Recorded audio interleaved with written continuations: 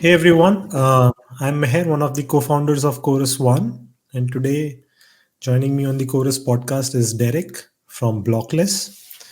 Blockless is one of the really interesting projects out there that's kind of actually even reimagining how what kind of applications blockchains can serve, and maybe even moving beyond decentralized applications. So I'm really happy to have Derek on the podcast. Hi, Derek. Hey, good morning. Thanks for having me. Excited to be here and talk about Blockless and everything Web3. Right. So it's often the case in crypto that you have to spend a lot of time to even understand, a new paradigm that a project proposes. Like I can remember the first time I came across Bitcoin, you have to spend time understanding what even it is solving. It's not exactly clear. And then Ethereum was similar. So coming in from Bitcoin, you need to invest time understanding like smart contracts and decentralized applications, and maybe it's a multi-month journey. And actually, if with Blockless, I sense something similar, right? So you have this concept of a network neutral application that we need to dig into. So why don't we start with what Blockless is trying to do and how it might be different from a typical smart contract. Yeah, for sure. So Blockless itself is definitely not a solution looking for a problem. When we started building Blockless, we actually had what we saw was kind of an opus of a problem. So originally, about 2.5 years ago, was when we started our journey. Me and my founders, Budiam, Lehman, Michael, had been, talking about problems we had seen in Web3 while we were all kind of working in the industry. What we had decided to do was create our own AMM, a market mover. But to do so, we needed a platform. And so what we had seen missing is, as we had other infra projects come out for Web3, those infra projects themselves didn't really lend themselves well to distributed, decentralized compute at the last mile.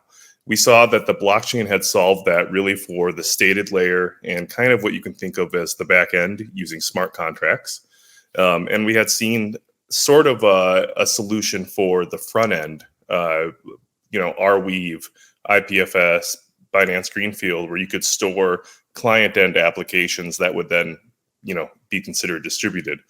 What we were completely missing in the middle was the ability to actually write decentralized and distributed general purpose services around all of the things that you need to do to build things like bridges, market movers, and transactionals, but also just to support general Web 2 developers who are used to writing web services and writing them in a decentralized way where the platform or the protocol takes care of all the distribution, the scaling, and the consensus, or perhaps the security needs of that application. So that's really where the birth of Blockless came from, is how do we write applications that aren't smart contracts, but we want them to be treated as smart contracts. So coming from the decentralized application mentality, where in a traditional DApp, okay, so user management is usually thought as part of a smart contract, right? Like you have a smart contract system, here are your users, permissions are handled as part of smart contracts. Usually business logic is handled as part of smart contracts. And the front end, which is kind of like the access point, it could either be written as a traditional Web 2 application, or you have these modern platforms like Definity, or some based on IPFS, where you could write the front end application a little bit differently. So could you clarify to me what is coming, if you're coming in from this model, right? Like I don't actually see anything that's missing, right? Like if in my mental view, it's like all the business logic can be in a smart contract, and then the front end I need, like I don't even miss what you're building. So could you motivate through a particular component in a DApp and point out how this model of building dApps might be deficient. Yep, absolutely. So typically what would happen even in your current stack is when you're using the back end as a smart contract and you're relying on a smart contract in the chain itself to do all of the permissioning and security, you sacrifice performance and speed. So Ethereum today would be probably the most widely used kind of back-end smart contract, and you're relegated to using a Pentium 3 from 1998. That's as fast as your application can run, because consensus at that scale requires a lot of compute power, and you're also competing with all of the smart contracts that are in that block. So just because you would like to launch and run a smart contract by yourself, unfortunately, you need to compete. And we've seen what happens there is that we have the explosion of the app chain thesis in Cosmos, where everybody runs their own app chain because you want to be isolated and you want that ability to do it yourself. Now you're still with a 70 validator set stuck in a 6-second paradigm. And so that's one of the problems there. We can set that onto the side. Now, if we're looking at the front end portion of it, if you're using a pure front end client interface, what you're missing now from a traditional standpoint is the ability to do dynamic routing and dynamic front end scaling. And so your user gets a client end only app, and that client end app then really is static. It has to be 100% static, so you have to re-roll a lot of your front end at the time. You don't get a lot of different options. You don't have any compute behind the front end. If we look at other Web3 infra providers, they have this notion of binding to canisters. So now you don't have decentralization. You have distribution, but you don't have decentralization. So you can pick a single canister and you can bind your application to that canister. You can pick a single pod and you can bind yourself to a pod. And they do not share payload behind them, nor are they in consensus, those canisters. They are serving a specific purpose, and you have to explicitly use them. So what we've done is done the distribution and decentralization across the entire stack, including the back end, the middleware, where you can do services, which, a lot of people, or I should say a lot of teams, just typically end up putting them on AWS or GCP because they don't want to deal with what comes with having the instability of being on a Web3 provider, because there is no fault tolerance or backups of a lot of these canister type style paradigms. And then the front end again, which is completely static. So to go through and walk through kind of the bits and pieces, Blockless itself has a dynamic consensus engine that uses a heuristic-based matching to find out which nodes are available on the network to do the most work, the best work, and the most appropriate work. You can think about this as an impact score or a reputation engine. And what this allows us to do is run consensus algorithms like PBFT or Raft in parallel. So your close time on Blockless for finality, depending on what you as a developer would like to choose, you can go from a minimum set of nodes based on the consensus algorithm. For PBFT, that's 4. We do support an aggregation-based scheme, and that minimum could be 1. And then we also have a Raft-based. We also have a bring your own. There aren't many consensus mechanisms out there that are different than those 3 today, so we really just offer those out of the box. And so you go from having a sub-second close on finality for what would traditionally be a transactional. Since we're not a block chain, there is no block time to adhere to. You can typically do a 7-node PBFT round in about 1 second, depending on the geospatial dispersal and the trunks of those. We obviously have developed this with home computers in mind, and so we're not really just looking specifically at institutional-based operators, since we don't believe that a 70 validator set or a validator gang is really the solution for a distributed future. We really want to look at spare compute as also being involved in consensus rounds and consensus mechanisms. We've started calling this really that your users start to power your apps. By the virtue of just using your application, the users can participate in these networks doing this PBFT consensus mechanism for the rest of your users. And you'll see that coming out in a month or so. We have a very good illustration of how that works.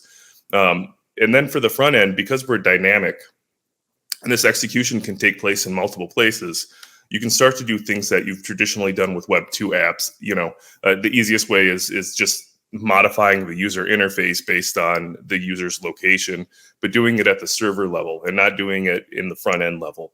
And then having support then for those APIs that you're trying to call into to actually do task-based work. Those are then distributed as well, because we're running all of that in one single smart contract or a WASM execution layer. Those are distributed across all the nodes. And so you end up with an entire stack that's end-to-end distributed, but it's also coherent. So nothing is disparate other than the choices that you're deciding to make along the way. Which blockchain for a data availability layer would you like to choose? Which consensus engine would you like to choose? What execution language do you want to write in? Rust, Golang, JavaScript, TypeScript? And then what do you want your front end to be served with, if at all? So my imagination now is like, in the end, there might be lots of different components to the application that are kind of, and I'm not talking about a decentralized application necessarily. I'm talking about any software application in the end. There's usually like lots of different components that are coordinating together, usually in a distributed system format. Like traditionally, you might think of something like Twitter there's lots of component, each of these being called a service. There are many different services, and these many different services kind of like send messages to each other asking for, here's my request, here's a response. And then all of these services are kind of coordinating in order to present to the user what is a singular application, Twitter. But in reality, that singular thing, Twitter, is not a singular thing. It's actually lots of different components that are interacting over it as a distributed system. Now, the way I understand Blockless is, in a traditional DApp, what has happened is you've taken kind of like, you've accepted that an application is a set of distributed components. And then what we've said is, okay, each of these distributed components in a traditional DApp ought to be a smart contract. So there's going to be kind of like, for example, if you want to upgrade your system, there's an upgrader contract that you're writing. So any kind of smart contract app is not a single smart contract, but like usually tens of smart contracts. There's an upgrader component. Then there's an authentication component. Then there might be like, okay, there's a market maker component. And the assumption is all of these like 10 components ought to be smart contracts, and they ought to run on Ethereum. Or if you're on the L2, they ought to run on L2. Or if you're in Solana, all of these 10 components ought to run on Solana. And then there is kind of like just a user interface, which is kind of separate from these smart contracts. And that's been like, so traditional microservice architecture, you're kind of like mapping it onto smart contracts and saying all of these services ought to be smart contracts themselves, powered by the full Ethereum or Solana consensus or whatever. And the thing that Blockless is saying is like, okay, when you do that, the performance of each of these microservices ends up being the performance of the underlying blockchain.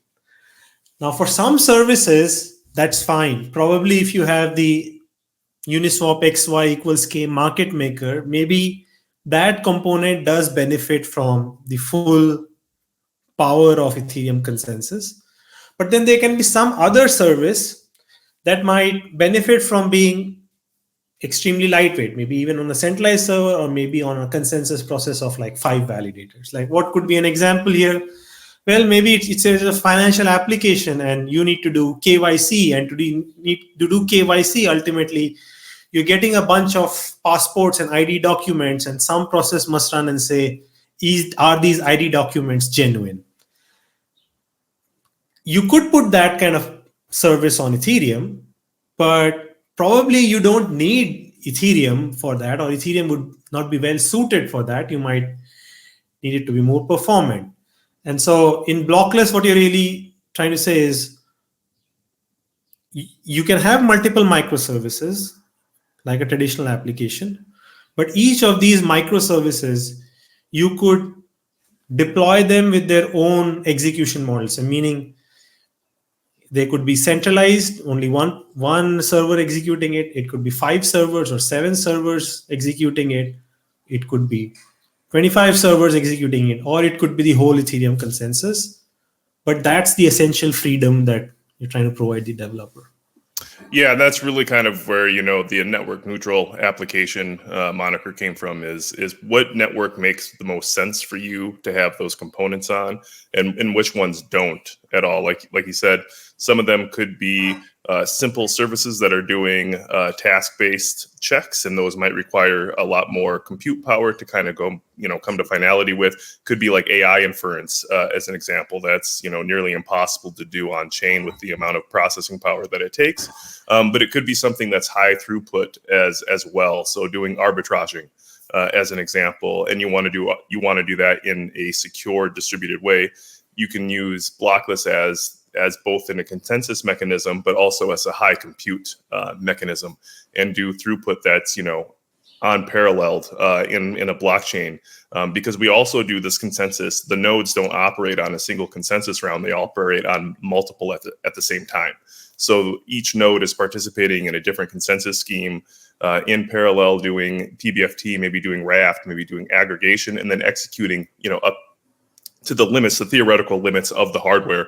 But I like to say about 10 parallel consensus rounds per node at the same time, and really increasing then the throughput of what those components would be. Like you said, microservices that traditionally may have all just been shimmed into Ethereum now can blow out to what the actual requirement is, or the performance requirements needed for those components to operate in a more cohesive manner, especially as we see optimistic stuff start to roll out more frequently. It makes a lot more sense than that the community itself is saying we need faster finality, we need faster time to finish, because our users will not wait. And if you look at traditional Web 2 software, we've spent a lot of time getting down to milliseconds and micro milliseconds for a lot of responses, because we know that humans just don't want to wait.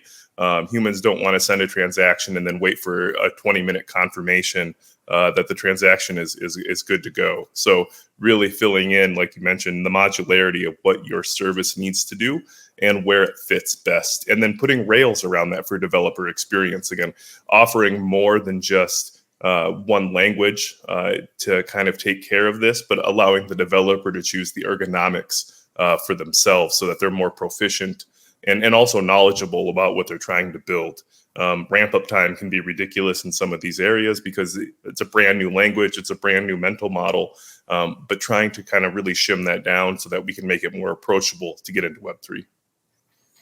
Right. So I'm almost imagining that the kind of application you could build on Blockless, it could just be like you could build a search engine on Blockless, right? Like, I mean, like in the end, what's a search engine, right? Like Yep. it's a bunch of crawlers that are going out and crawling data, and then there is something that's taking that data and generating like what is called an inverted index, right? Like it is basically computing what words are present in the documents where, and it's like storing that in a compressed format.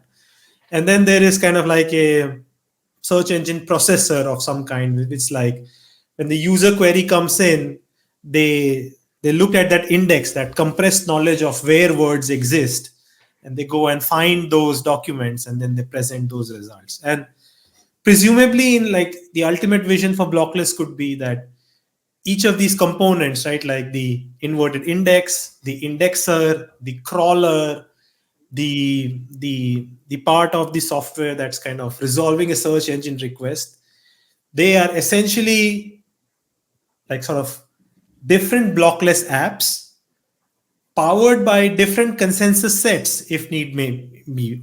One of them could be completely centralized if that's the most useful. Or these different components could be powered by different consensus sets. And then there's somehow Blockless is providing you guarantees as a developer that even though they are different consensus sets, you can trust their outputs to certain degrees because of cryptographic reasons. And then your system kind of like adds up these 4 or 5 different components and then presents like a coherent whole to the user. And not only that, and so kind of if I start to imagine that, okay, I'm building a search engine this way, what's the advantage over building it like Google? Well, because in my case, like when I'm building the search engine this way, let's say I have 7 components powered by different consensus mechanisms. Those mechanisms are all transparent and they can kind of be upgraded independently. And if I start building a search engine as a developer today, I build those 7 components. It may be that somebody else comes along and says, component number 7, C7 that you built, that's suboptimal. I built C7 prime. Why don't you adapt that into my service? And I need to change my other components to adapt C7 prime, but then the entire system can get upgraded in an open source way. So that's how I kind of like imagine this like blockless future. It's like Yeah. Google search built open source with components upgradable open source, because fundamentally each of these components have perhaps their individual consensus mechanisms. It's where I'm glad you brought that up. It's where we've actually started to see a lot of strong traction are in competition-based networks. So not only is that 7 prime a better algorithm, but maybe there's 10 people around the world who have developed a better algorithm than each other, and they want to compete on providing those search results as part of your community-based network. And so each of them having their own blockless node or node set that's running their search algorithm, and also keeping their search algorithm proprietary. So they don't need to share necessarily that with the greater network. This is kind of like the bit tensor model, if you will, where each competitor is offering something from a closed source model and providing those results back out to the rest of the network. And so using Blockless, you can build generic versions of that as well. We offer multiple versions of our software. So we do have like an all on Rails version, which you could think would mirror Vercel as for a developer that's building the smart contract applications. But we also have an open source version of the node that can be consumed. So you can write custom nodes as well. And what those nodes do is really kind of wild to your imagination based on what you want to do. We've done an AI inference network. We've done insurance-based collateral analyzation. And I'm sure we'll continue to find more examples along the way where people are coming together to compete with each other, but also compete against, one kind of vision of what the network would do, and then being able to offer their services and specialties into the mix. Right. So maybe like another way of kind of expressing this is to say that in traditional Web 2, the sort of like locus of competition has been the end-to-end service, right? Like, so I am thinking of kind of like, okay, Facebook and TikTok, they are like competitors. They are competitors for my attention, but Facebook is something which is like an end-to-end stack built by one company, and then TikTok is an end-to-end stack built by another company. And ultimately, the user is sort of judging these end-to-end stacks. Whereas like in this blockless kind of world, what you're saying is you break down Facebook and you break down Twitter into these microservices, and then let's have these microservices compete against microservices. This is like a database provider competing against another database provider, or inverted index competing against another inverted index. And you have all of these kind of like services existing in your ecosystem, and then they can be composed in various ways to build the end application. So the locus of competition is kind of like not Facebook versus TikTok, but actually the components of almost Facebook versus the components of TikTok. You're bringing competition down to the level to the component or the microservice level. And like that's kind of like the efficiency you're trying to realize, that in the long run, when you bring competition down at the microservice level, ultimately microservice evolution will be better and faster, which is why kind of like your way of building a software stack may end up being more performant in the end. Yeah, that's exactly it. More performant by allowing you to kind of disperse where those microservices live and who's actually operating them. Again, like you said, taking advantage of that two close stacks versus each other versus two open stacks and open all the way down where anybody can participate to provide, compute and also relational information on each stack. Right. So, of course, like, I think the challenge with this vision to me is that when you're trying to build almost something cloud-like, right? Where if I go to AWS today, I actually have access to loads of these different services. I can get database, I can get a DynamoDB, I can get Redis, I can get an inference service, I can get a logging service, I can get something like an Elasticsearch that indexes data, I can get data visualization services, I can get all of these different things. And in the end, what ideally Blockless would provide is some mix of those kinds of services. And then in each category, there will be like multiple sort of constellations competing against each other somehow that's kind of like the end goal. It's you could imagine the ultimate page for Blockless, like a UI for Blockless itself being, there's like hundreds of services. And then in each service, AI inference, there's like 5 competitors. And then you can go and see what the speciality of each of these configurations is. But when you have such enormous diversity of services, and these services are all very different from each other, database being very different from AI inference. Can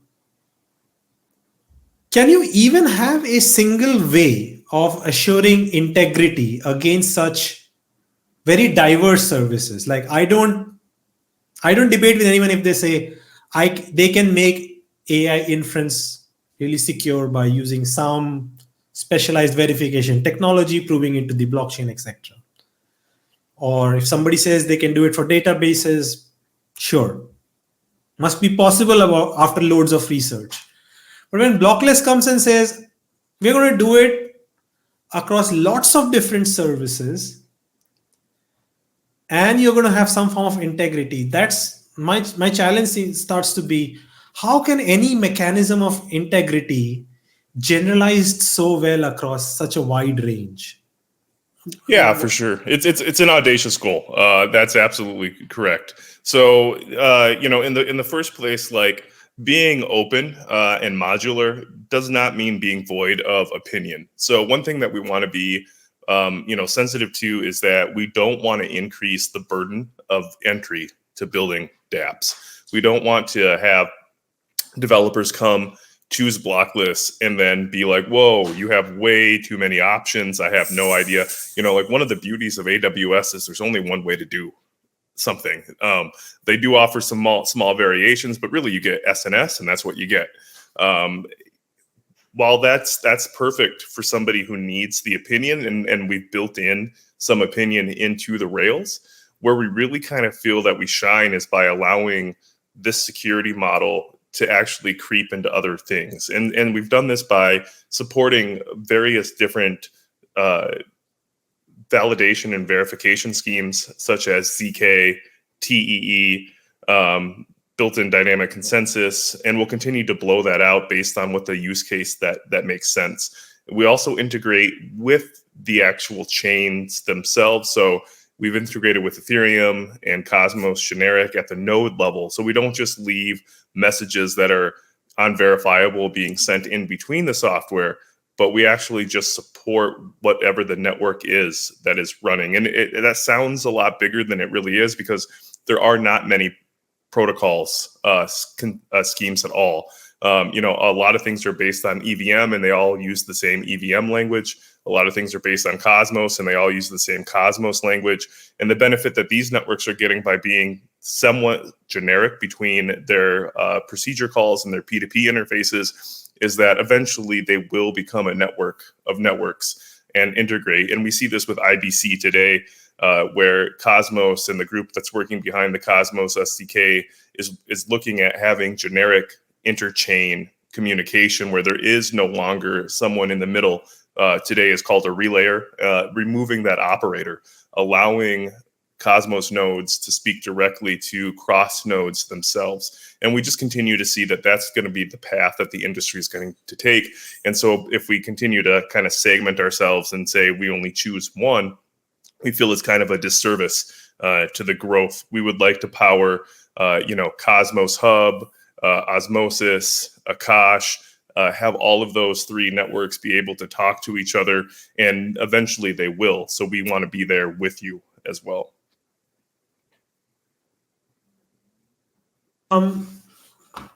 So maybe at this point, like, where are you in the process of building this, and what's a practical application people could use on Blockless? Yeah, for sure. So today, we've been working on this for at least 2 years now. It's been a pretty big journey.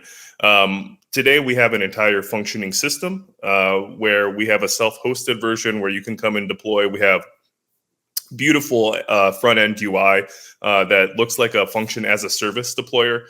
We have a CLI that'll help you build in JavaScript, in Rust, in assembly script, in Golang. So we actually do support those 4 languages out of the box. And then you can just deploy it onto our network, choose your dynamic consensus scheme. We have intent-based driven design, so you can interact with Ethereum and Binance and a Cosmos chain today. Most of this is open source, so you can take it and run it on your own infrastructure as well. You're not stuck to us. Once you build in Blockless, you're allowed to take it and run it everywhere. The benefit of it being WASM as well is that we try to adhere to as close to open standards as possible, those that exist anyway. So your WASM packages are actually congruent with things that you're seeing from WASM Time or the Interchain Foundation, any of those things where there's a WASM-based interface. We actually try to mirror that as well so that you can interact with the rest of the greater community. And then we also have, like I mentioned, software that we've targeted for AVS-based systems. So EigenLayer, Restake.eth, other, Pufferfy, these other ecosystems that are coming up. You can actually take our node software and you can modify it, and you can, participate in one of these AVS systems running your own node system.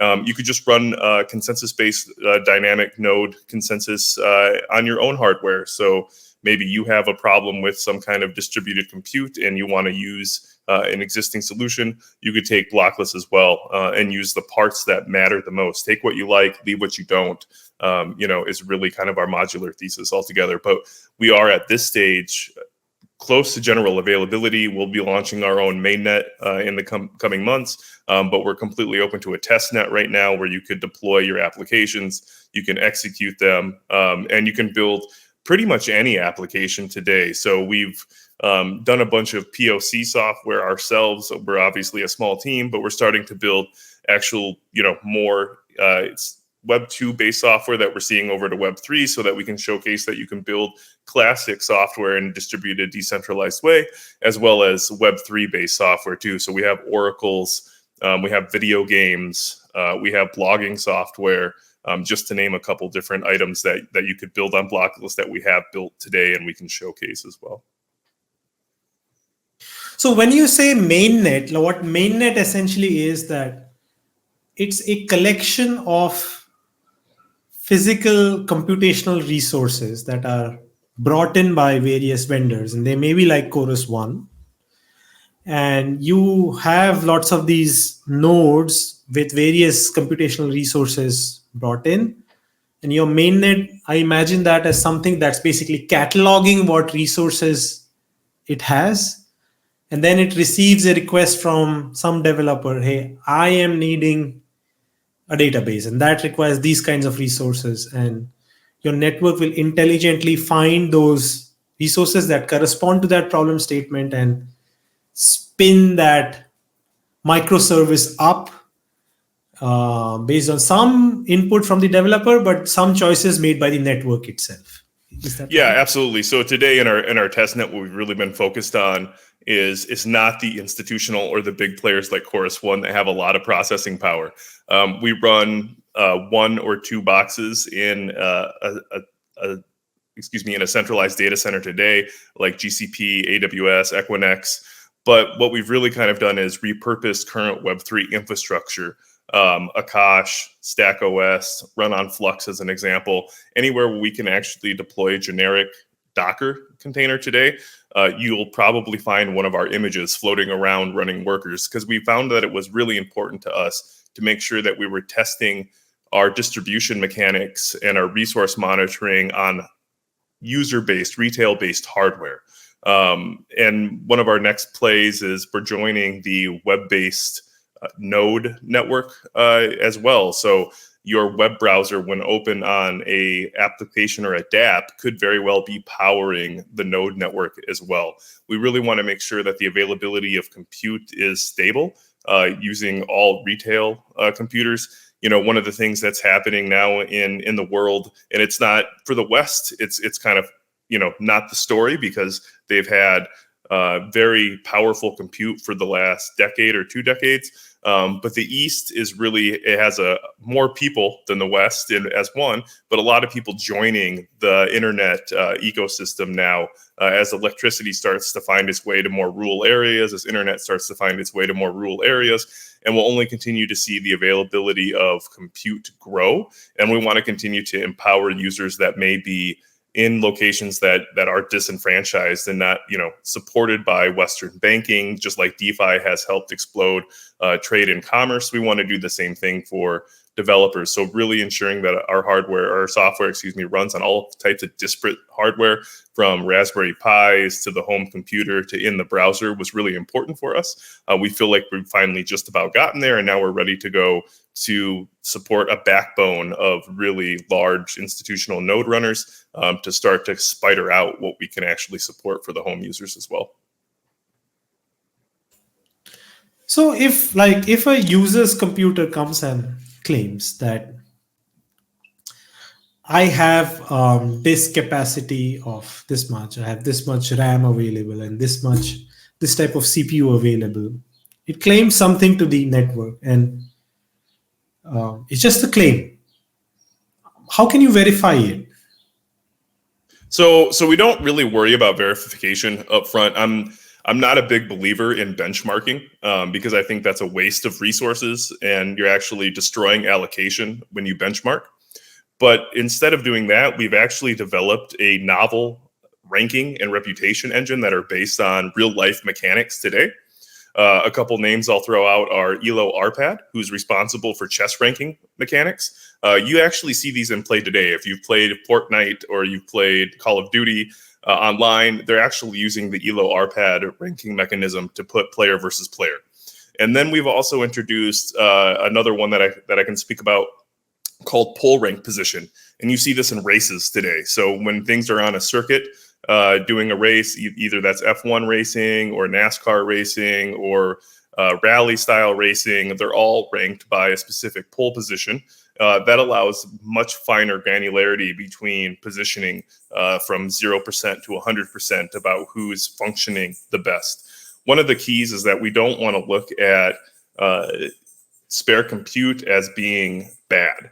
And we really want to look more about it as being cost sensitive. So today, when you go and you bid on a Web3 infrastructure project and you're going to host something, somebody may be selling that space to you for pennies on the dollar, where somebody else might be selling it for $2 against the pennies. And how do you differentiate which one is actually better? Surely the one that costs more could be better, but the one that costs less could actually be really good for your use case as well.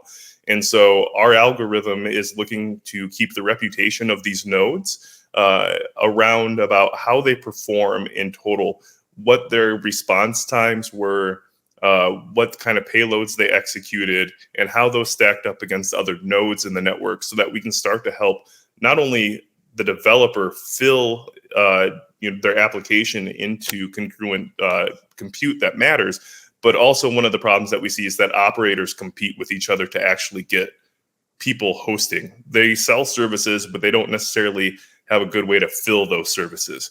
And so ensuring that operators are actually getting optimal fill on their hardware is also one of the key components that we're working on. And so we don't necessarily say that somebody has, misrepresented what their hardware is. We're actually looking at how it performs in real world scenarios, because it could be a really good piece of hardware also attached to a really bad internet connection.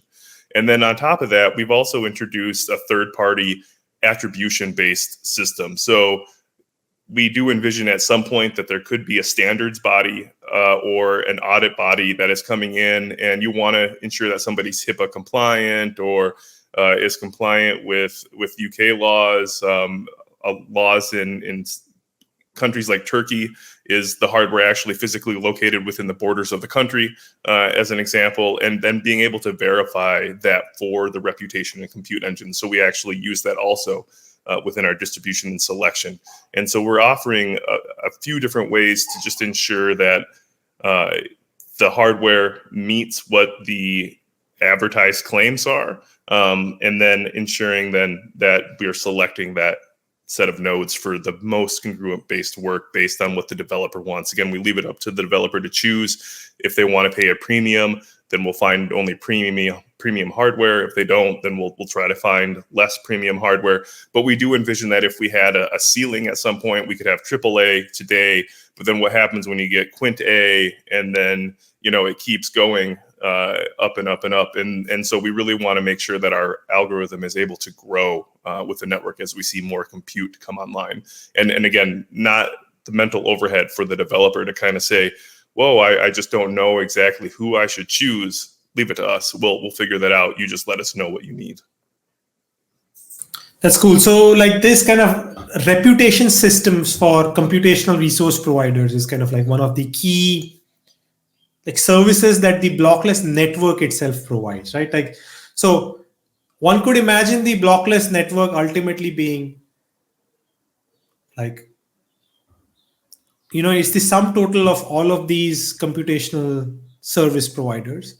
But then there's a smaller blockless network, which presumably you are monetizing, and that's providing some kind of like centralized services for this entire ecosystem. And this kind of this reputation scoring and measuring is like one of those services.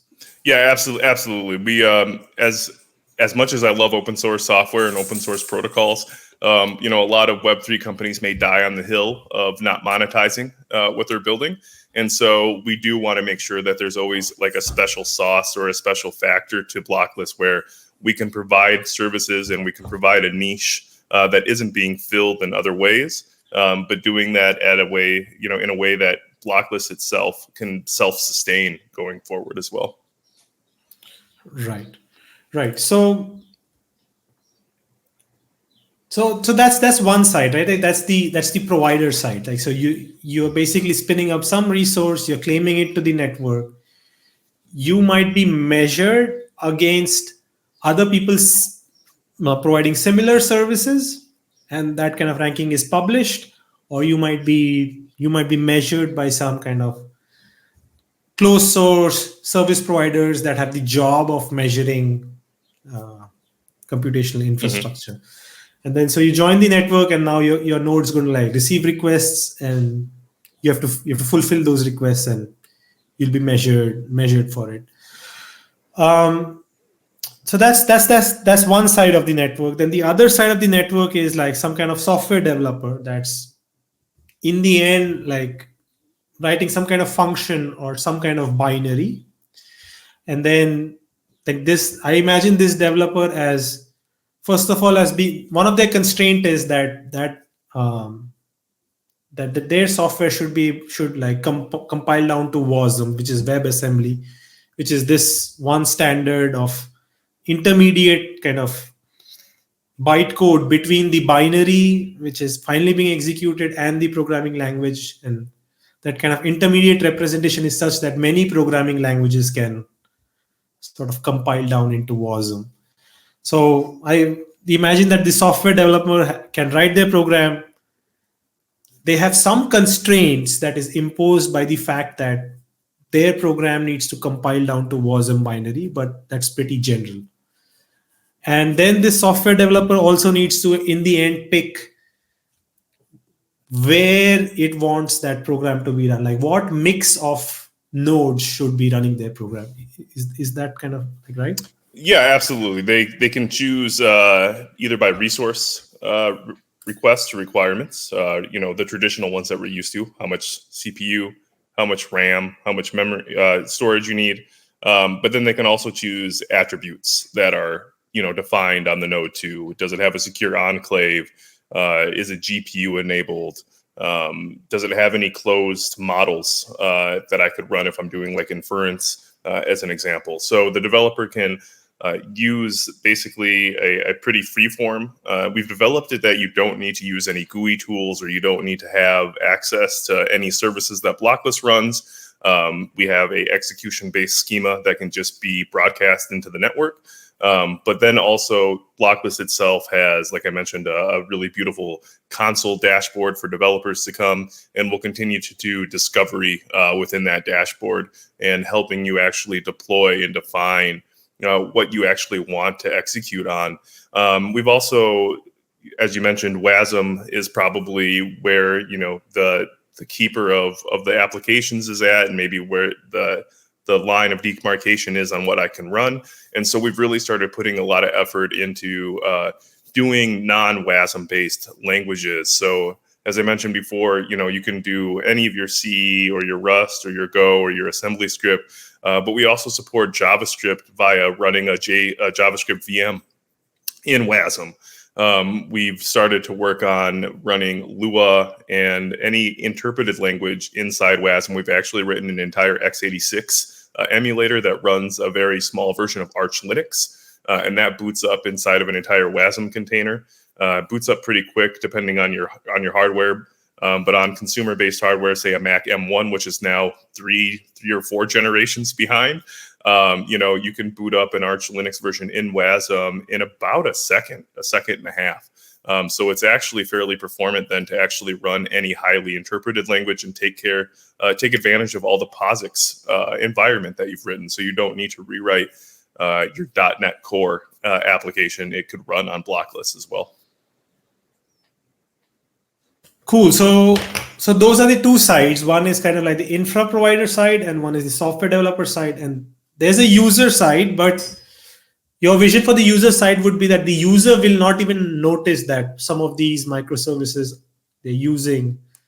In the end, they see a web page that they're familiar with, they're clicking buttons, and underneath part of the processing or the entire processing may be in Blockless, and user doesn't realize, right? Like that's the not only do we want the end user not to realize that they're participating, on a DApp that they're using what to them looks like a traditional Web 2 application, but we've also come with this new kind of paradigm that we're looking at monetizing operators on your network. So by moving our network, our P2P technology selection and ranking engine into the web browser now, we've actually been able to come up with what we would think of as a new economy, where we're empowering operators who are running the nodes on their institutional hardware by incentivizing them to do so in a way that optimizes the number of users that can come and actually use the application.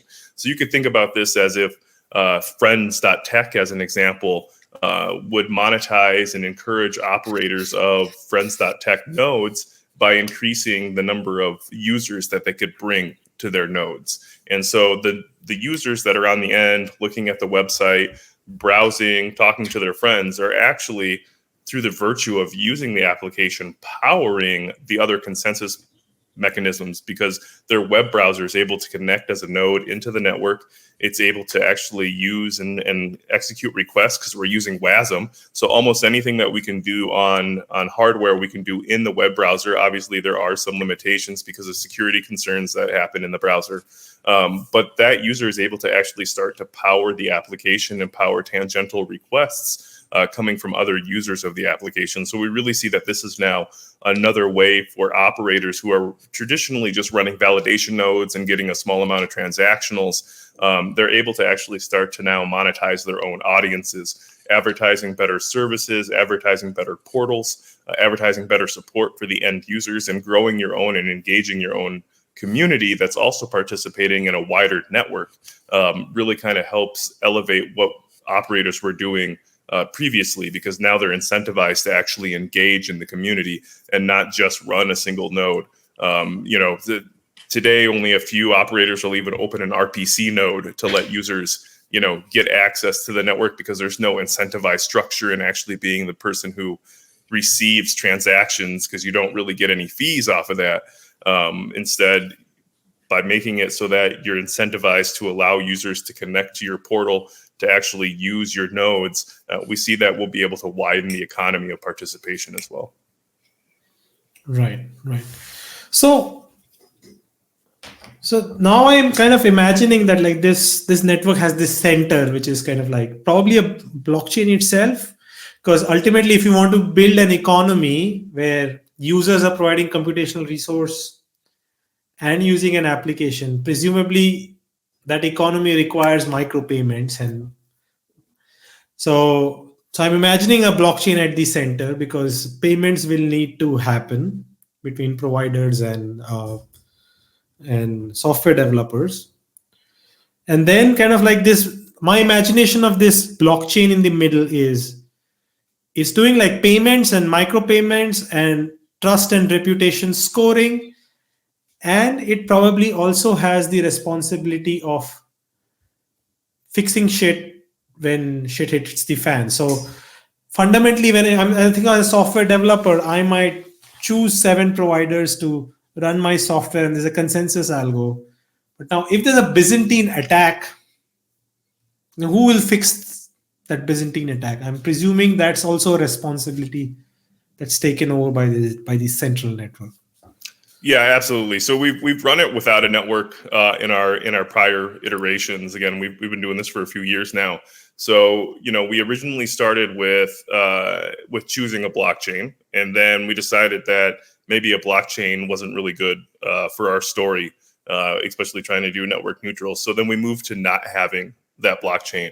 And it works okay, having the nodes themselves kind of gossip amongst each other about reputation scoring and who their nearest neighbors they like are, and who's a friend. But at some point, that network is definitely open to more Sybil attacks. Then we looked at, what if we just utilize somebody else's network kind of for our journey, and that worked out pretty well in terms of implementation, but it was piss poor and a very bad experience for users in terms of actual use, because as we've seen with even Bitcoin, as soon as ordinals and inscriptions came out, the cost of sending a Bitcoin could at some point be $20. And that's pretty expensive, when all you want to do is launch a DApp or update your DApp. Maybe, if you're used to using AWS or a digital ocean box, for $5, you can deploy your app as often as you want, all day long, every day, and nobody's going to tell you there's a problem with it until maybe you hit your bandwidth cap. And that's really all you pay. So we've gone back now to kind of a full circle, and we are going to be Cosmos based, just because we find that the Cosmos ecosystem is very vibrant and very cheap to build a blockchain. And so there is going to be a Blockless L1 that'll be underneath of all of this coordination work. We don't look at that as a chain that we're looking to monetize necessarily. Obviously, there needs to be incentive for the operators to help us run it, and that's where our transactionals will exist. But really, we're not looking at a chain that's a TVL existent chain. It's really there for the backbone to be this central provider that is an always-on service that'll do the things you mentioned, such as the coordination and the fault tolerance and the reputation scoring, being backup for arbitrage as well in case there's a problem with the network, and then really just being available as an always-on global way to connect to the network. So we'll even be moving in what would be bootstrap nodes for the rest of the network, or these satellites, to actually communicate on a back channel that isn't the same PBFT consensus round that you would see in a Cosmos chain, but it would actually run a dual purpose of both networks at the same time, and utilizing then that you'll have this beacon set that'll always be there for you to strap your network to. That's really cool. So what's the next big milestone? Yeah, absolutely. So, like I mentioned, we're marching towards mainnet. That's the biggest milestone that we'll have. But what we really want to do is within the next segment of the quarter is launch a new campaign to really show the power of what the Blockless network can do, including what we're coining as user-powered applications. So you'll be seeing some of those come from us to really show the reference of how this works. I probably shouldn't tip my hat too much, but we have been working internally on an interactive campaign that will, bring to the world, that'll allow the world globally to compete against each other in a interactive visual way, kind of showing exactly what Blockless is all about when it comes to user-powered applications, operator-powered applications. It'll be a lot of fun, I promise. We've been working really hard on it. It's something that we haven't really seen come from the Web3 community yet, especially from a network-based community that's trying to showcase exactly what we can do. And this is how we're actually going to do kind of our airdrop or our pre-seed of users is come participate in our campaigns. We had one a couple months back called The Button. And now we're going to have a new one coming forward that's a lot more interactive. You'll be able to participate with other users on the network and actually see kind of the topographical effect of the network spreading. That's really cool. We are out of time. I would love to participate in the next kind of next game that you have. And yeah, I mean, Blockless is such a massive vision, right? And I really hope you are able to build this network and almost build the next generation of cloud infrastructure, if I may call it that. Yeah, absolutely. Well, they always say that the cloud is just somebody else's computer, but we want to make the cloud your computer as well. So that's totally the goal. Cool. It was nice to catch up with you, Derek, and yeah. Likewise. Thank you so much for the time. I enjoyed rapping this morning and can't wait to continue the talk. Cool.